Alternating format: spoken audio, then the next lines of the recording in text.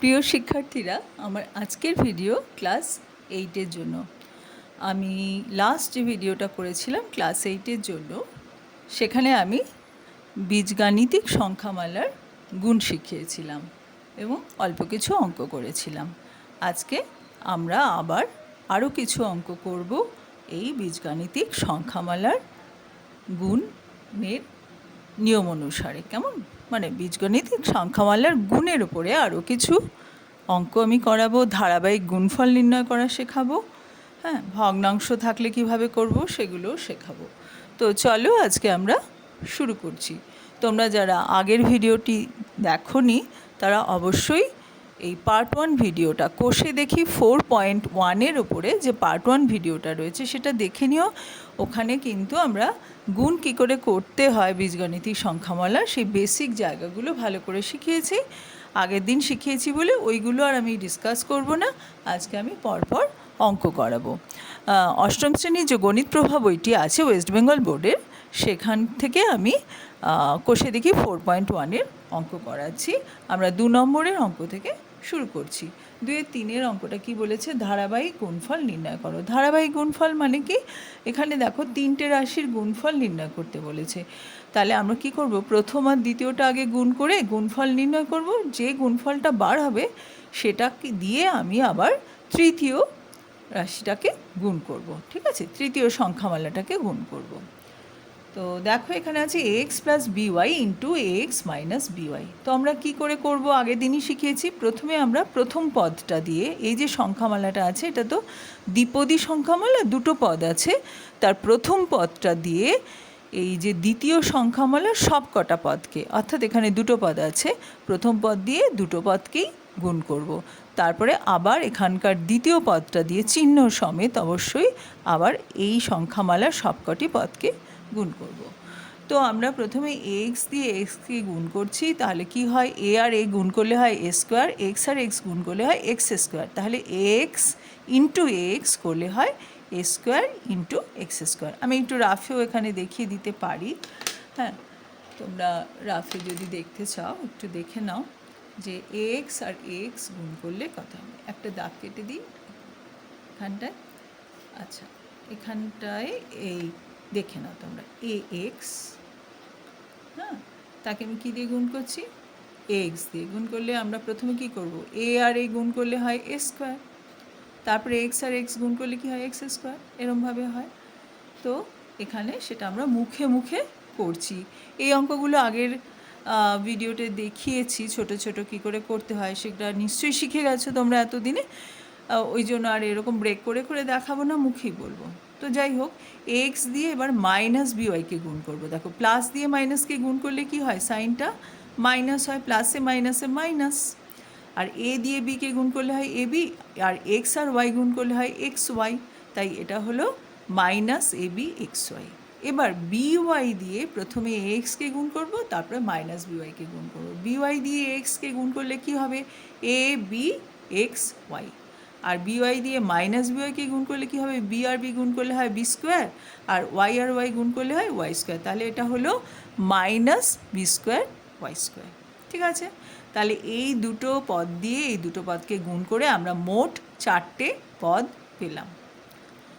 এই যে সংখ্যামালাটা তৈরি হলো তার সঙ্গে এই যে তৃতীয় সংখ্যামালা দেওয়া ছিল, এবারে সেটাকে গুণ করব। তো এই লাইনে তো করা যাবে না, তৃতীয় এই যে সংখ্যামালা সেটা আমরা পাশে এরকম আবার লিখে নিলাম। ঠিক আছে? দেখো এখানে সমান চিহ্ন দিয়েছি, প্রথম আর দ্বিতীয় গুণ করে যা হয় গুণফলটা ব্র্যাকেটের মধ্যে লিখেছি, তারপরে পাশে যে তৃতীয়টা লেখা ছিল সেই সংখ্যামালাটাও লিখলাম। এবারে দেখো এই যে গুণ করেছিলাম প্রথম আর দ্বিতীয় সংখ্যামালাটা, গুণ করার পরে যে গুণফল পেয়েছি তাতে আমি দেখতে পাচ্ছি minus A B X Y, তার পাশে রয়েছে plus A B X Y. দুটো তো একই সংখ্যা। যেমন কেউ যদি বলে -5 আর +5 কত হয়, তুমি কি বলবে? 0 হয়, তাই তো? মানে 5 থেকে 5 বিয়োগ করছি।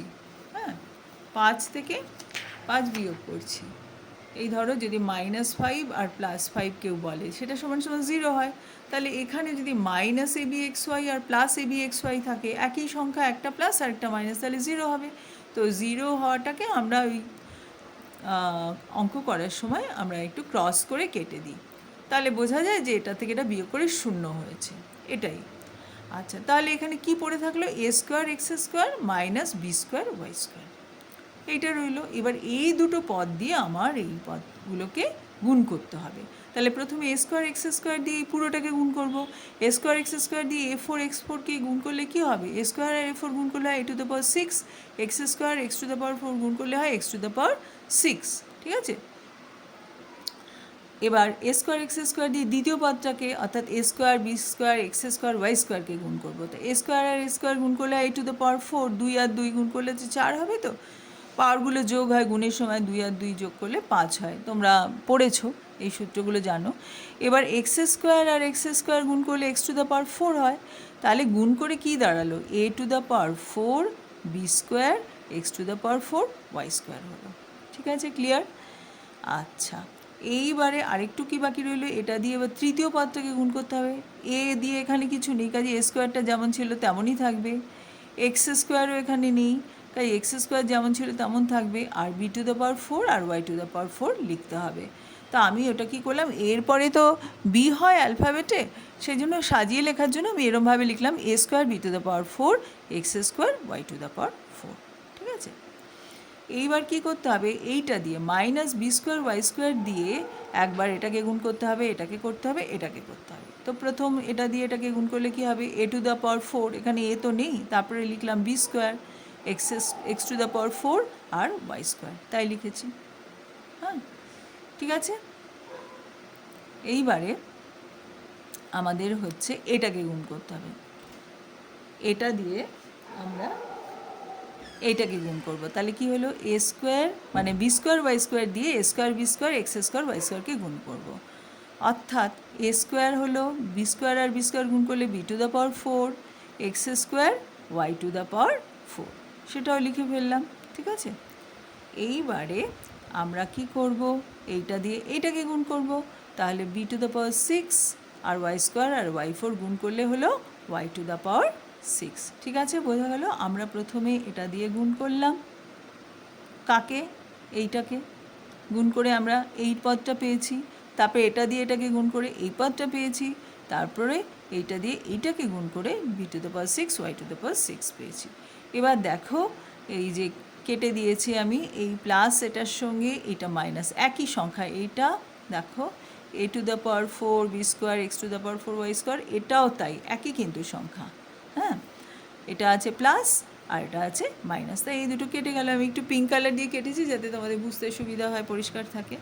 আবার এই দুটো একই সংখ্যা, প্লাস আর মাইনাস আছে, তাই কেটে গিয়ে এটা হয় 0। কাটা মানে কি 0, যে আমি এখানে বুঝিয়ে দিয়েছিলাম যে -5 + 5 করলে যেমন 0 হয়, তো সেই জন্য আমরা এটা কেটে দিই। কেন? তাহলে আর কি আমরা নিজেরা বুঝতে পারবো দেখে এই দুটো যোগ বিয়োগ করে 0 হয়েছে।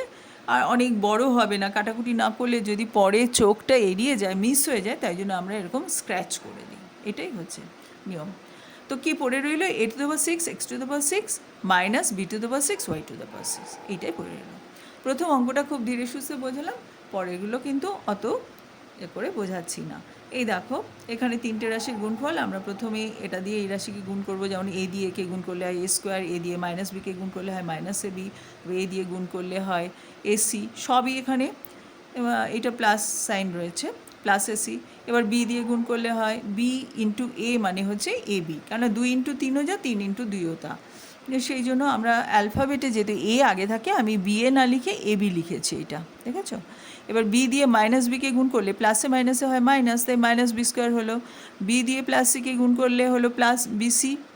এবার সি দিয়ে একে গুণ করলে হয় সি এ, সি দিয়ে মাইনাস বিকে গুণ করলে হয় মাইনাস বিসি, সি দিয়ে সিকে গুণ করলে হয় প্লাস সি স্কোয়ার। এবার দেখো, মাইনাস এ বি আর প্লাস এ বি কেটে গেল, মানে 0 হয়ে যাবে যোগ বিয়োগ করলে। আর এখানে প্লাস বিসি আবার মাইনাস বিসি, এই দুটো কেটে গেল। কি পড়ে রইল? এখানে পড়ে থাকবে A square plus AC plus C, দুটো এসি যোগ করে 2ac হবে, এই যে এ স্কোয়ার প্লাস 2ac আর প্লাস সি স্কোয়ার। আর এটা তো তৃতীয় রাশিটা তো রয়েছিল, এটা তো গুণ করা হয়নি, এটা তো গুণ করতে হবে, পাশে লিখলাম। এবার আবার এটার 3টে পদ আছে, প্রথম পদ দিয়ে এই 3টেকে গুণ করব, করে যা হয় এই অবধি আরও লিখেছি। আবার দ্বিতীয় পদ দিয়ে সবগুলোকে গুণ করলে যা হয় লিখলাম। এবার তৃতীয় পদ দিয়ে এই সবগুলোকে গুণ করে যা হয় লিখলাম। ঠিক আছে, এবার যোগ বিয়োগ করে আমার এইটা দাঁড়ালো। কীরকম যোগ বিয়োগ করে দেখো, প্রথমে হচ্ছে এ কিউব, আর তো কোনো এ কিউব নেই, কাজে এ কিউব লিখলাম। এ স্কোয়ার বি, এখানে কোনো এ স্কোয়ার বি নেই, তাই লিখলাম এ স্কোয়ার সি। আর কোথায় এ স্কোয়ার সি আমরা দেখি, আচ্ছা এখানে একটা এসি স্কোয়ার আছে, সেটা লিখলাম। এই যে minus to AC square R plus AC square, এই দুটো যোগ করলে মানে মাইনাস টু প্লাস ওয়ান করলে কী হয়, মাইনাস ওয়ান, সেই জন্য মাইনাস এসি স্কোয়ার হলো। আচ্ছা টু এ বিসি রইল, বিসি স্কোয়ার রইল, মাইনাস সি স্কোয়ার রইল, সি কিউব রইল, সি কিউব রইল। ঠিক আছে, তাহলে আমরা এইভাবে করে নিলাম। আর এই দুটো যোগ বিয়োগ করে প্লাস টু এর থেকে মাইনাস ওয়ান করলে এক হয়, তো তাই এটা এ স্কোয়ার সি হয়েছে, প্লাস এ স্কোয়ার সি। তোমরা যদি অসুবিধা হয় রাফে একটা একটা করে দাগ দিয়ে দিয়ে বিয়োগ করে করে করে নেবে। আচ্ছা এবারে দেখো ভগ্নাংশের থাকলে কি করে আমরা করি। আচ্ছা two P square by Q square দিয়ে এটাকে গুণ করব প্রথমে। তা দুই দুগুণি চার, পি স্কোয়ার গুণ করলে P to the power four, আর নিচে কিউ স্কোয়ার গুণ করলে Q to the power four হয়ে গেল। আবার এটা দিয়ে এটাকে গুণ করলাম, পাঁচ দুগুণি 10, আর সাইনটা মাইনাস হবে, প্লাসে মাইনাসে গুণ করলে মাইনাস। পাঁচ দুগুণি 10, উপরে পি স্কোয়ার, নিচে হচ্ছে কিউ স্কোয়ার পি স্কোয়ার মানেই হচ্ছে পি স্কোয়ার কিউ স্কোয়ার, তাই না? 2 × 3 মানে যা, 3 × 2 মানেও তাই। গুণ তো বিনিময় নিয়ম মেনে চলে, তাই জন্য। আচ্ছা হয়ে গেল। এবার এইটা দিয়ে আমরা এটাকে গুণ করব, তাহলে সেই 5 দুগুণি 10, ওপরে পি স্কোয়ার কিউ স্কোয়ার, নিচে আবার পি স্কোয়ার আর কিউ স্কোয়ার গুণ করে এটা হলো। এবার এইটা দিয়ে এটাকে গুণ করলে মাইনাস হচ্ছে, প্লাসে মাইনাসে মাইনাস, 5 5 25, ওপরে কিউ টু দ্য পাওয়ার 4, নিচে হচ্ছে by P to the power 4। এই দুটো একই সংখ্যা বলে আমরা কেটে দিয়েছি, শূন্য হয়ে গেছে, তাহলে এইটা লিখলাম। আর এখানে কেটে দিয়েছি মানে কি আমাদের, হ্যাঁ একবারই শূন্য লিখতে পারতাম, আমি আবার এই দুটো কেটে এটা 1 হয় করে এটা -10, আর এখান থেকে +10 করেছি, পরে এটা 0 হয়ে গেল। আর প্রথমে এই পদটা পড়ে থাকলো আর লাস্ট পদটা পড়ে থাকলো, এটাই হলো উত্তর। আশা করি সবাই দেখে নিয়েছো, আরেকবার যদি অসুবিধা থাকে দেখে নাও। আমরা পরের অঙ্কে চলে যাচ্ছি।